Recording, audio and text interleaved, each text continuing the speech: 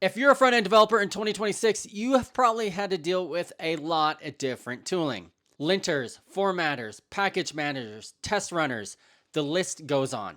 What if you had one unified tool that can do it all? And it's based off our favorite build tool, Vite. Let me show you something that I found out. I think you guys will find it very interesting. Let's jump in. That's where Vite Plus comes in here. So it was just recently announced. It's calling itself the unified toolchain for the web. So you have your runtime, your package manager, your front end stack, all in one tool. And since we know Vite powers a lot of our favorite frameworks, including TanStack and Vue, and of course you can get it working with React and a lot of others, this is a great tool that kind of puts everything together. If you are following Vite, you probably know Vite 8.0 is out. If you haven't seen, this is a super fast bundler.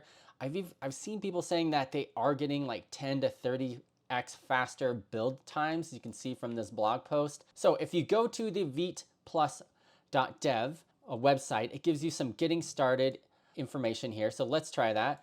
I'm gonna open up, I'm using Kiro as my IDE here. So I'm just gonna copy this curl command in, and this will go ahead and install it. And once it's installed, you have these new options. So it's vp create, env, install, migrate. What can we do here? So if you look at the installation guide, there's creating a new project, and you can just do vp create and then just follow it, and it's gonna ask you to create it for monorepo, application, or library.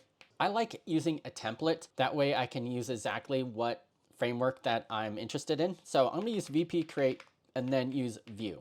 And this will be creating a Vue app. Of course, you can use this with React as well, which is really nice. I am an NPM stan. I have used NPM forever. I never moved over to PNPM or Yarn. Yarn briefly for my work, which is nice. And now I can use PNPM and I don't have to have it installed locally to get this working. VP handles everything for me. So I'm gonna use PNPM. I really like this. Of course, everyone uses these agents.md files. I'm using Kiro, so it should work fine with it. I'm gonna use other here, and I'm just gonna hit enter here, and I'm gonna hit yes, and this is nice. Now our formatting and linting are all in one place, and I can hit yes. And now it's gonna ask me for a name for my project. I'm going to just call it my Vue proj. Yes, I want TypeScript. Now this is the same thing that you would see if you did npm create Vue at latest or Vite at latest, and it asked you some questions. So this should look familiar if you ever created a Vue app. I'm gonna just use Vite test in here. Now this is a little confusing because if you go into Vite Plus, it uses this aux formatter, and it asks you if you want to replace it. Now you don't need to enter these in. It should automatically use the aux formatter and use Vite 8, so you shouldn't have to like check mark these already. And then it says skip all example code. I'm just gonna hit no here. And then it's gonna ask you if I wanna merge. I tried both ways. It seems to work better if you choose merge. It's gonna ask you this question too if you use TanStack. So I'm gonna choose merge for both.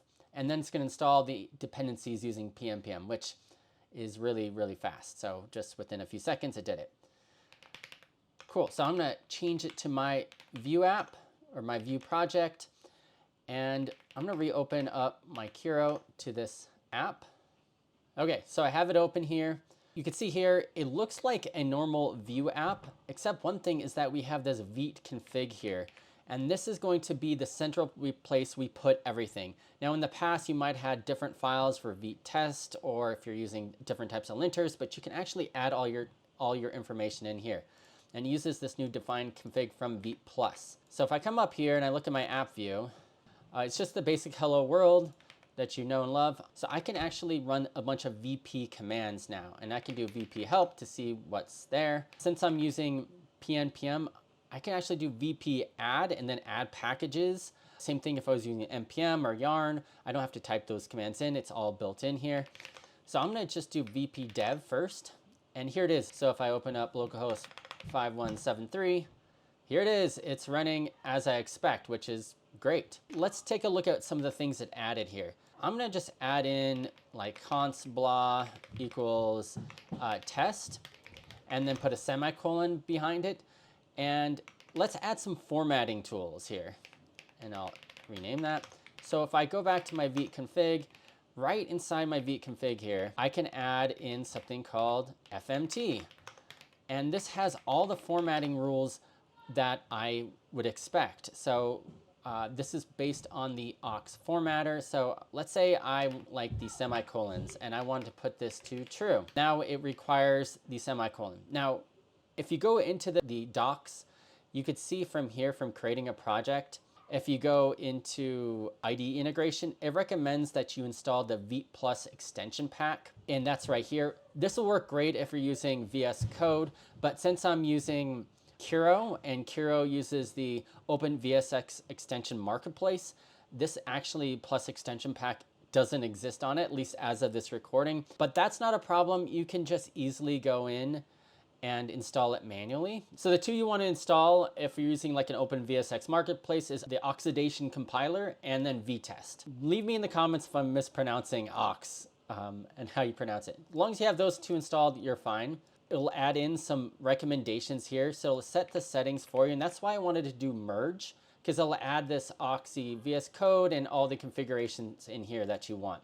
So if I do semi-true here, if I go back to my app view, and I save it, it'll automatically add it back in. So as I save it, it'll add it in. If I want to go back to vite.config, and then let's say I put this to false, and then go back to app view, meaning that it should say, if I save it here, it removes it. You can see it picks it up right away, which is nice. And I just keep it in this vite.config. I don't have to create my own aux file for it.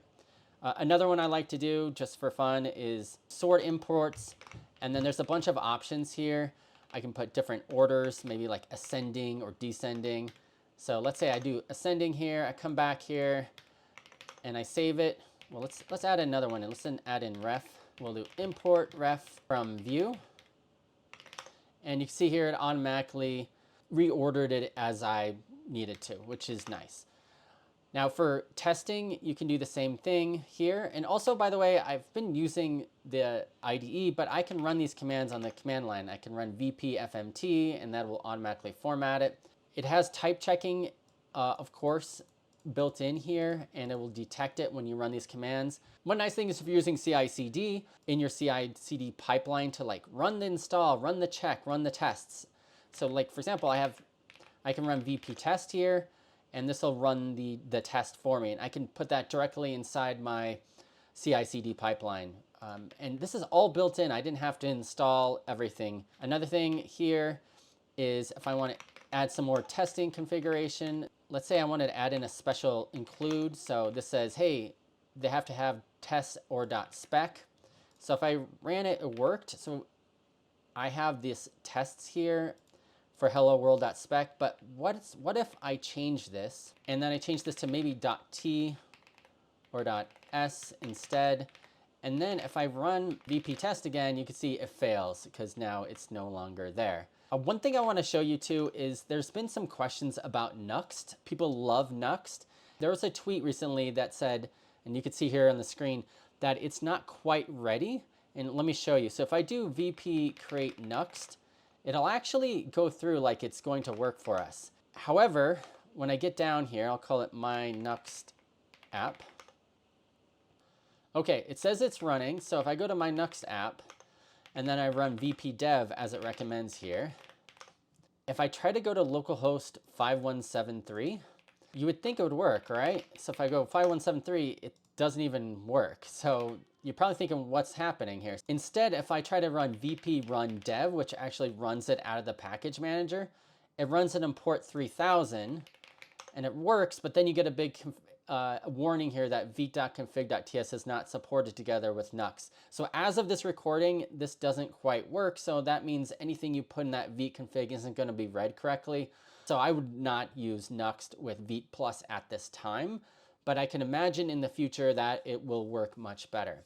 Another thing I didn't really talk about is you can migrate your existing Vite projects over to Vite Plus. There's a whole VP migrate, which is really nice. I could definitely see this saving me time when I create a new application and having one configuration file to put everything in. It seems pretty straightforward. We'll see how much it grows in the future. Let me know if you would be using something like this. I think it's very interesting. Thanks.